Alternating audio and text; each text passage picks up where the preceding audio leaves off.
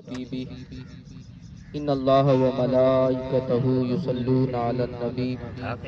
یا ایھا الذین آمنوا صلوا علیہ وسلموا تسلیما اللهم صل على سيدنا مولانا محمد معدن الجود والکرم وآلہ واصحابہ وبارک وسلم صلاۃ و سلاما علیک یا سیدی یا رسول اللہ وعلی آلک واصحابک یا سیدی یا حبیب اللہ۔ سبحان اللہ۔ اللہ جل شانہ کی حمد و ثنا اور حضور نبی رحمت صلی اللہ تعالی علیہ وسلم کی بارگاہ میں ہدیہ درود پیش کرنے کے بعد اللہ کی حضور دعا ہے مالک کریم جل شانہ ہمارا یہاں حاضر ہونا، مل جل کر تلاوت کلام پاک کرنا، نعت مصطفیٰ پڑھنا، واعظ و نصیحت، دعائیں، مالک سارے کار خیر کو اپنی بارگاہ میں مستجاب فرما کر ہمارے محترم عزیز بھائی محمد شفیق کے حق میں ذریعہ نجات بنائے اور قیامت کے دن ذریعہ شفاعت بنائے۔ آمین۔ دوستان عزیز، شام اللہ کی بارگاہ میں پسندیدہ دین اسلام ہے، اور دین کو اس وقت میں اور آپ جس شکل و صورت میں، جس انداز میں دیکھتے ہیں کہ نہ مجھے اور آپ کو مسجد جا کے نماز پڑھنے میں کوئی دقت ہے، نہ ہمیں ارکان اسلام کی ادائیگی میں کوئی تکلیف ہے، تو روز اول سے ایسا نہیں تھا۔ میرے آقا کریم صلی اللہ تعالی علیہ وسلم نے جس دن سے پرچم اسلام بلند فرمایا، اللہ کے حکم سے اعلان نبوت فرمایا، گویا مشکلات نے آقا کریم علیہ السلام کی طرف رخ کر لیا، اور پھر جو آقا کریم علیہ السلام کے دامن سے لگتے گئے، چاہے وہ اصحاب رسول تھے یا اہل بیت رسول تھے، ہر ایک نے دین کی خاطر مشکلات کا ضرور سامنا کیا ہے۔ حضور علیہ السلام کی اپنی مبارک زندگی بھی اس بات پہ شاہد ہے کہ آقا کریم صلی اللہ تعالی علیہ وسلم کو جس طرح ستایا گیا، حضور کو جس طرح تکالیف دی گئی، اور پھر حضور کے صحابہ کی زندگیوں پر بھی اگر غور کریں تو ہر ایک الگ الگ قربانی کی داستان نظر آتا ہے۔ ہم بڑے سکون کے ماحول میں اگر آپ غور کریں اور صحابہ کی زندگیوں کو سامنے رکھیں،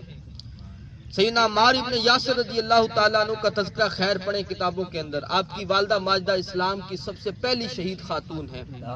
حضرت سیدہ سمیہ رضی اللہ تعالیٰ عنہ، اور شہادت بھی ان کو ایسے دی گئی کہ ان کی شہادت کا ذکر کر کے بھی رونگٹے کھڑے ہو جاتے ہیں کہ آپ کے والد کو پہلے شہید کیا گیا، پھر حضرت عمار ابن یاسر کے سامنے آپ کی والدہ کو لایا گیا اور ان کی دونوں ٹانگوں میں رسیاں باندھ دی گئی، اور ادھر بھی ایک اونٹ باندھا گیا، ادھر بھی ایک اونٹ باندھا گیا، اور عمار ابن یاسر سے کہا کہ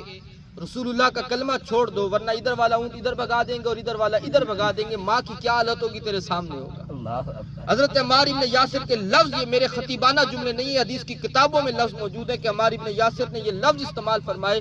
فرمایا اللہ نے میری اس ایک ماں میں ایک جان رکھی ہے، اگر رب 1000 جانیں بھی رکھتا عمار نکلتا دیکھ سکتا ہے، محمد کا کلمہ کبھی بھی نہیں۔ یہ جملہ میں نے بیان کر دیا، آپ نے سبحان اللہ کہہ لیا، ہم نے واہ واہ لے لی، لیکن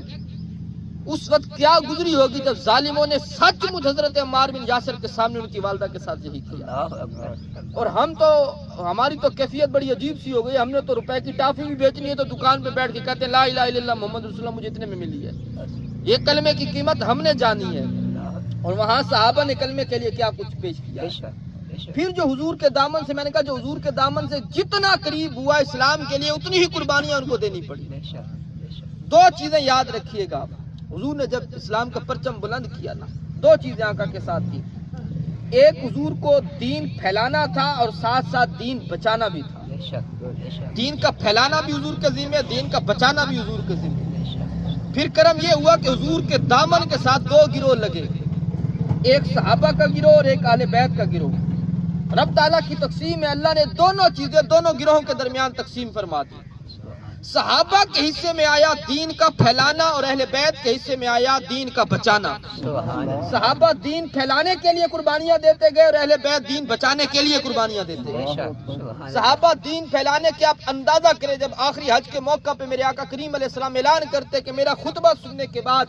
جو یہاں موجود ہے وہ میرا پیغام ہر اس بندے تک پہنچا دے جو یہاں موجود نہیں ہے۔ علماء نے لکھا کہ صحابہ اپنی سواریوں پہ بیٹھے تھے، جس کی سواری کا رخ جدھر تھا صحابہ اسی طرف چل پڑے، گھروں کو واپس نہیں گئے، راستے میں جو بھی ملتا محمد کا پیغام سناتے چلے جاتے۔ اور یہی وجہ ہے کہ آج ہمارے وطن عزیز کے اندر بھی کئی صحابہ کرام علیہ رضوان کے مزارات موجود ہیں۔ وہ دین کا پیغام لے کے گھر بار چھوڑ دیا، سب کچھ چھوڑ کے یہ دین ہم تک اس صورت میں یہاں تک پہنچا ہے۔ پھر اگر بات کریں حضور کے گھر والوں کی، اہل بیت رسول کی، تو کیا کیا قربانیاں نہیں دی میرے آقا کریم علیہ السلام کے گھر والوں نے۔ حضور کی شہزادی پاک کی بات کریں، سیدہ نساء العالمین کی بات کریں، اللہ کی قسم اللہ تعالی نے میرے آقا کی ساری اولاد کو بڑی عظمت اور شان عطا کی ہے، مگر فاطمہ الزہرا کی عظمتوں کو کہنے ہی کچھ اور ہے خدا۔ لیکن باوجود اس کے جو قربانیوں کی میں داستان آپ کے سامنے رکھنے چلا ہوں، اس پہ ذرا غور کریں۔ امام منذری نے اس روایت کو بیان کیا ہے کہ کچھ وقت ایسے آیا آقا کریم پہ اور حضور کے صحابہ پہ کہ فاقوں پہ دور چلتا ہے، حضرت صدیق اکبر اور فاروق اعظم رضی اللہ تعالیٰ عنہ محبوب کی خدمت میں حاضر ہوتے ہیں اور عرض کرتے آقا کہ بھوک اتنی ہے کہ بھوک کی شدت سے ہم گھر میں بھی نہیں بیٹھ سکے۔ تو محبوب ارشاد فرماتے ہیں کہ میری اپنی یہی حالت ہے۔ آقا کریم اپنے دونوں یاروں کو لے کے چل پڑتے ہیں اور چلتے چلتے حضرت ابو ایوب انصاری کے گھر کے قریب پہنچ جاتے ہیں۔ میزبانی کا شرف تو انہیں شروع سے ہی حاصل تھا۔ جب حضور ان کے گھر کے قریب پہنچتے ہیں، وہ بھی اتفاقاً نکلتے ہیں تو آقا کریم کو دیکھ کے خوش ہو جاتے ہیں اور حضور کو طعام کی دعوت پیش کرتے ہیں، محبوب دعوت قبول فرماتے ہیں۔ اب جب گھر جاتے ہیں اور گھر والوں کو بکری کا ایک بچہ ذبح کر کے دیتے ہیں کہ تم کھانا تیار کرو، تھوڑی دیر بعد کھانا تیار بھی ہو جاتا ہے، حضور کی بارگاہ میں کھانا پیش کیا جاتا ہے۔ تصور فرمائیے گا اس منظر کا، میرے محبوب علیہ السلام کی بارگاہ میں کھانا پیش ہو رہا ہے، محبوب علیہ السلام وہ جو سامنے کھانا آیا سالن ہے، روٹیاں ہیں، حضور نے ایک روٹی اٹھائی، اس کے اوپر چند بوٹیاں چند سالن کا حصہ رکھا اور ساتھ کھڑے غلام سے فرمایا جاؤ میرے گھر دے کے آؤ، میری فاطمہ 3 دن سے بھوکی۔ بیٹی وہ جن کو شان یہ عطا کی گئی کہ قیامت کے دن ندا دی جائے گی، اہل معاشر نگاہوں کو جھکا لو، محمد عربی کی شہزادی 70,000 حوروں کے جھرمٹ میں گزرنے والی ہے، جو کوثر و تسنیم کی مالک ہے، وہ چاہے تو کیا کچھ نہیں ہو سکتا، مگر یہ اختیاری فقر انہوں نے اختیار فرمایا اور دین کی خاطر اختیار کیا۔ دوسری جانب یہ بھی منظر دیکھیے، گھر میں فاقے ہیں اور باوجود اس کے تبلیغ دین میں کبھی بھی فرق نہیں آ رہا۔ میرے آقا کریم علیہ السلام کی مشکلات کو کون سمجھ سکتا ہے جو حضور کا اور حضور کے گھر والوں پہ آئی۔ پھر آقا کریم علیہ السلام کے دنیا سے، اس ظاہری دنیا سے وصال فرمانے کے بعد جو امت میں معاملات ہوتے رہے، سیدنا صدیق اکبر کے مبارک دور سے بعد تک معاملات چلتے رہے، پھر 60 ہجری کے جو واقعات ہیں، جو آج جن کا ذکر ہر زبان پہ ہے اور جن کے ذکر کو کر کے، جن کے ذکر کو سن کے ہر آنکھ محبت کے ساتھ آنسو بہاتی ہے۔ ہم نے تو آنسو تک ہی کام کو رکھا ہوا ہے، اگلی بات ہم کرنے کو تیار ہی نہیں ہے، سننے کو تیار ہی نہیں ہے کہ امام علی مقام رضی اللہ تعالیٰ عنہ نے اتنی بڑی قربانی دی، آخر وجہ کیا تھی یار؟ کچھ سوچنے والی بات ہے۔ کبھی آپ نے سوچا ہے کہ یار مطالبہ کیا تھا امام علی مقام سے؟ مطالبہ تھا کہ یزید کی بیعت کو امام کہتے نہیں کرتا، بھئی بیعت ہی تو کرنی ہے نا، ہاتھ میں ہاتھ ہی تو دینا ہے۔ تو ہوتا کیا، بیعت کر لیتے، بچے بچ جاتے، گھر بچ جاتا، گھر سے نہ نکلنا پڑتا، اور دنیاوی بھی سکون مل جاتا۔ وہ تو سب کچھ دینے کو تیار کھڑے ہوئے تھے کہ بس آپ بیعت کر لیجئے، عہدہ چاہتے ہیں جو عہدہ مل جائے گا، جو کچھ چاہتے ہیں آپ کو مل جائے گا، بس آپ نے بیعت کرنی ہے۔ لیکن یار آخر وجہ کیا تھی کہ امام علی مقام نے اولاد دے دی،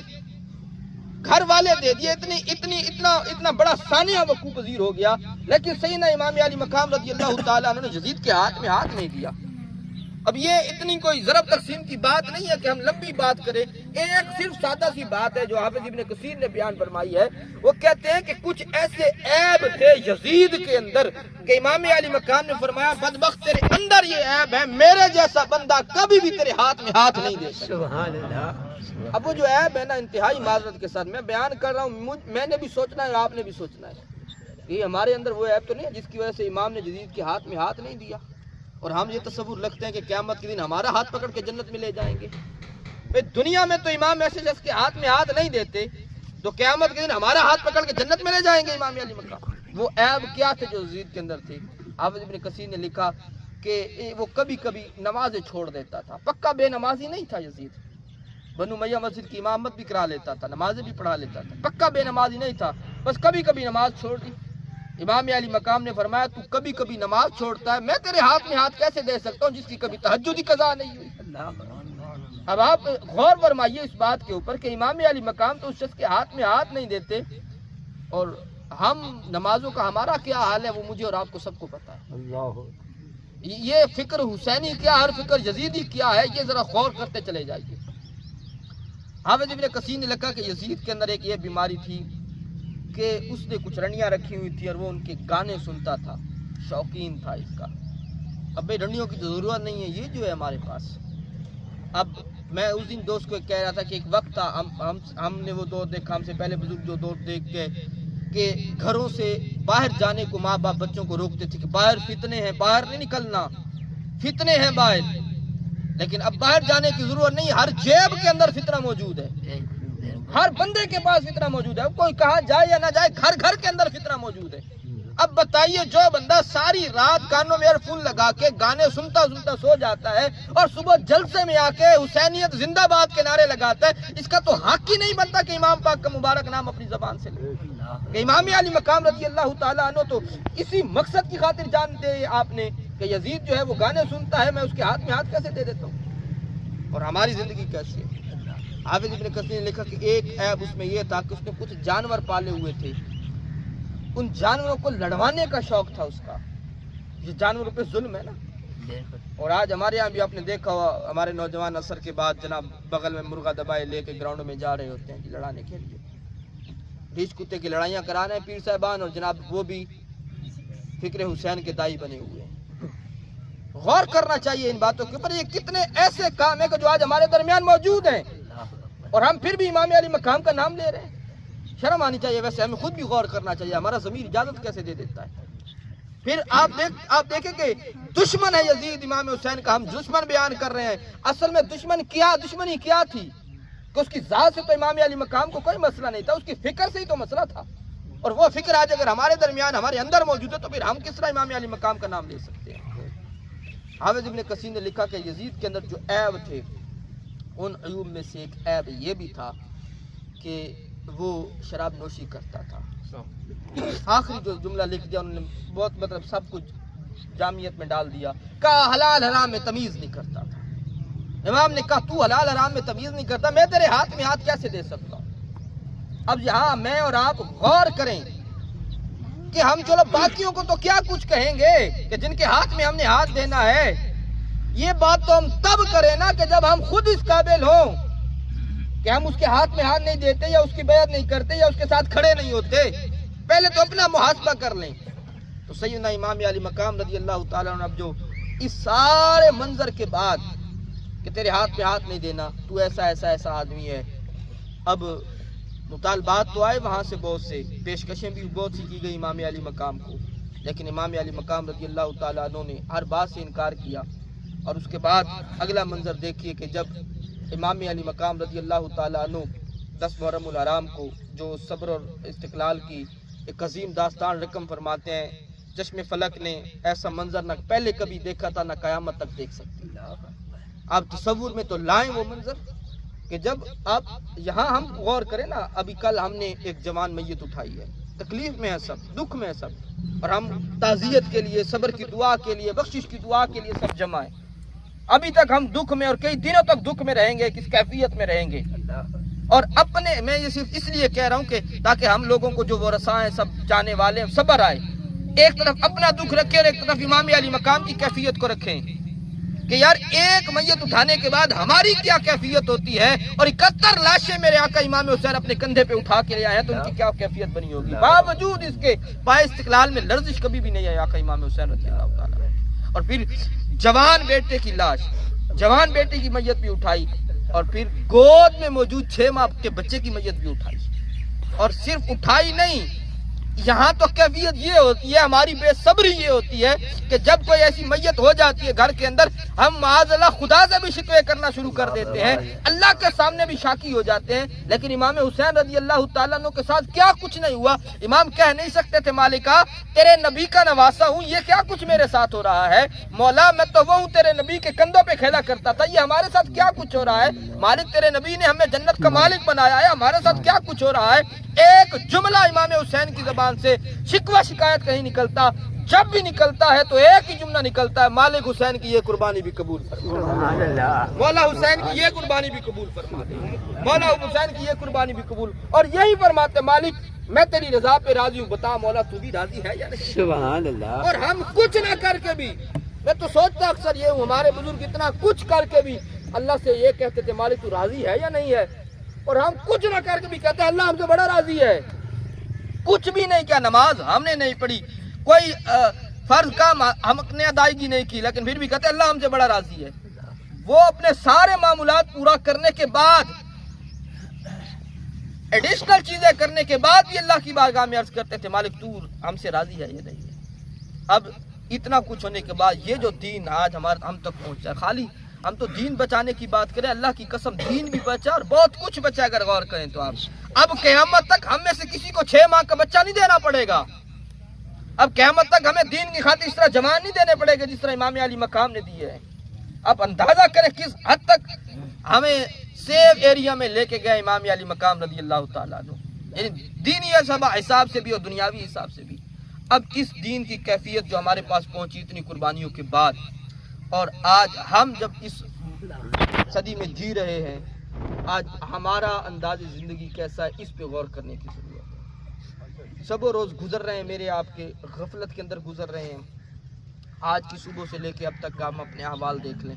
خالی یہ ابھی چند گھنٹے گزرے ہیں نا، خالی انہی لمحات کو دیکھ لیں کہ ہم نے کیا کیا ہے، اور کتنے لمحات ہمارے ایسے ہیں جو اللہ کی فرما برداری میں گزرے، اور کتنے لمحات ایسے ہیں جو رب کی نافرمانی میں گزرے۔ یہ خالی چند گھنٹوں کی بات آپ دیکھ لیجیے، تو قیامت کے دن تو پوری زندگی کا حساب بھی دینا ہے، حدیث پاک کے اندر ہے۔ اور یہ جو موت کا معاملہ ہے نا،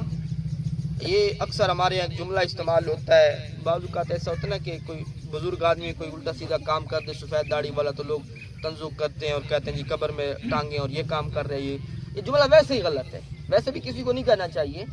ویسے بھی غلط ہے۔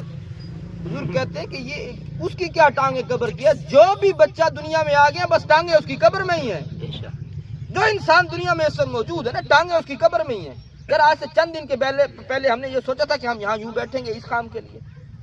یہاں اس مقصد کے لیے کسی کے وہم میں تھا، لیکن ہو گیا نا ایسا، تو یہ میرے ساتھ بھی ہوگا، آپ کے ساتھ بھی ہو سکتا ہے، کسی کے ساتھ بھی ہو سکتا ہے۔ میں اکثر دوستوں سے ایک بات کرتا ہوں، آج کا سوشل میڈیا کا زمانہ ہے، فیس بک کھولتے ہیں کسی نہ کسی نوجوان کی تصویر لگی ہوتی ہے اور ساتھ انا للہ و انا الیہ راجعون لکھا ہوا ہوتا ہے۔ لگ گئی ہیں بہت سو کی تصویریں، شاید کل پرسوں چند دنوں میں میری آپ کی بھی لگنے والی ہے، ہمارے ساتھ بھی یہی کچھ ہونے والا ہے۔ رہنا ہم نے بھی نہیں ہے، لیکن دوستوں بات یہ ہے، خواجہ حسن بصری رحمۃ اللہ علیہ ایک جنازے میں تشریف لے گئے، نماز جنازہ ادا کی، تدفین میں شامل ہوئے، میت کو دفن کیا، لوگ واپس جانے لگے، کہا رکو میں نے تم سے میت کے بارے میں بات کرنی ہے۔ لوگوں نے کہا صاحب کشف ہیں، لگتا ہے کوئی میت کا حال دیکھ لیا ہے، قریب آئے دیکھیں حضور کیا بات ہے۔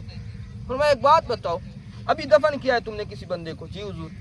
اگر اللہ اسے چند سانسیں دے دے، بات واپس آ جائے چند منٹ کے لیے، چند سانسوں کے لیے، ویلی چند سانسیں، پھر واپس قبر میں جانا ہوگا اسے، تو بتاؤ وہ چند سانسیں وہ کیسے گزارے گا؟ مرنے کے بعد قبر سے واپس چند سانسیں مل جائیں تو کیسے گزارے گا؟ صاحب نے کہا حضور کیسے کیا گزارے گا، پوچھنے کی بات ہے، وہ تو اللہ کرے گا، نماز کا وقت ہوگا کھڑا ہو جائے گا، قرآن کھول کے بیٹھ جائے گا، گناہ کی طرف دھیان ہی نہیں جائے گا اس کا۔ خواجہ حسن بصری نے سبق کیا دیا، فرمایا اچھا یہ کہہ رہے ہو اسے چند سانسیں مل جائیں تو یہ گناہ کی طرف دھیان ہی نہیں دے گا؟ کہا چلو اسے تو چند سانسیں نہیں مل سکتی، تمہیں مبارک ہو تمہیں چند سانسیں مل گئی ہیں، جنہیں دفن کر دیا انہیں تو چند لمحے نہیں مل سکتے، لیکن مجھے اور آپ کو تو مل گیا چند لمحے۔ اب یہ لمحے کب ختم ہونے یہ بھی ہمیں کوئی نہیں پتا، اس لیے اپنے شب و روز کو اللہ اور اس کے رسول کے حکم کے مطابق۔ رہی بات دنیا کی، آخری بات اور گفتگو ختم، دنیا سے پریشان کبھی بھی نہ ہو، دنیا کا پریشانی لے نہیں یار، یہ تو عجیب بات ہے نا بھائی، جس چیز کا ذمہ لیا رب نے ہمیں اس کے بارے میں پریشانی ہے، رزق کا ذمہ تو میرے اللہ کا ہے نا، تو پریشانی بھی ہمیں اسی چیز کا ہے، لیکن اللہ نے بخشش کا ذمہ نہیں لیا، سب کو رزق پہنچاؤں گا رب کی ذمہ داری ہے، رب نے اپنے ذمہ کرم پہ لیا، سب کو بخش دوں گا یہ رب کے ذمہ کرم پہ نہیں ہے، رب کی رحمت بخش دے اللہ چاہے تو، لیکن وعدہ نہیں ہے اللہ کا سب کو بخشنے کا، تو جس چیز کا وعدہ ہے اس کی فکر ہے، اور جس کا وعدہ نہیں ہے اس کی ہمیں فکر ہی نہیں ہے، یہ غور کرنے والی بات ہے۔ شب و روز دنیا کی خاطر، دنیا کی جو بات ہے نا، آپ دین کے پیچھے اپنی دنیا کو لگا دیں، آپ سیاست دان ہیں لگائیں دین کے پیچھے اپنی سیاست کو، تاجر ہیں لگائیں تجارت کو دین کے پیچھے، ملازم ہیں لگائیں ملازمت کو دین کے پیچھے، خدا کی قسم آپ کی سیاست، تجارت، ملازمت ہر ایک چیز میں اللہ رحمت اور برکت عطا کر دے گا، لیکن ہم کیا کر رہے ہیں، الٹ کر رہے ہیں، سیاست کے پیچھے دین، تجارت کے پیچھے دین، ملازمت کے پیچھے دین، جب سیاست کے پیچھے دین لگتا ہے تو پھر واقعہ کربلا جیسے واقعات دنیا کے سامنے آیا کرتے ہیں۔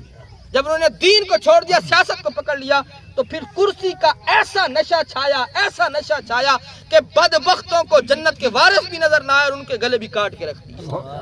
غور کرنے کی بات ہے کہ دنیا انسان کو کہاں سے کہاں لے کے جاتی ہے۔ تو دنیا کے پیچھے بھاگنے کی بجائے اپنی دنیا کو دین کے پیچھے چلائیں۔ اللہ کی قسم اٹھا کے کہتا ہوں، دین کو ہماری دنیا سے کوئی غرض نہیں ہے، دین کو ہماری دنیا سے کچھ نہیں چاہیے۔ ہاں، ہماری دنیا کو دین سے بہت کچھ چاہیے۔ اگر دنیا ہماری دین کے پیچھے لگ گئی تو ہماری دنیا میں بھی اللہ رحمت اور برکت ڈالے گا۔ اللہ کے حضور دعا ہے، جو گزارشات آپ کی بارگاہ میں پیش کی، مالک کریم مجھے آپ کو سمجھنے اور عمل کرنے کی توفیق عطا فرمائے۔ آمین بجاہ نبی۔